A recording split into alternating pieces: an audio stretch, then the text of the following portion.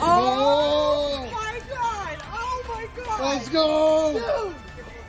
Pahirapan ang paghuli sa sawang yan sa Florida. Halos mapuluputan na lalaki na nakipambuno sa Burmese python na may habang 19 na talampakan. Pinaniniwalaang ito ang pinakamahaba na sawa na nahuli at napatay sa lugar. Dahil invasive species doon ng pythons, pinapayagan ng mga hunter na hulihin ang mga ito at Huwag magpahuli sa mga balitang dapat niyong malaman.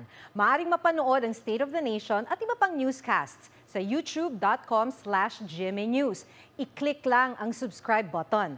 Sa mga kapuso naman abroad, maaari kaming masubaybayan sa GMA Pinoy TV at www.gmanews.tv.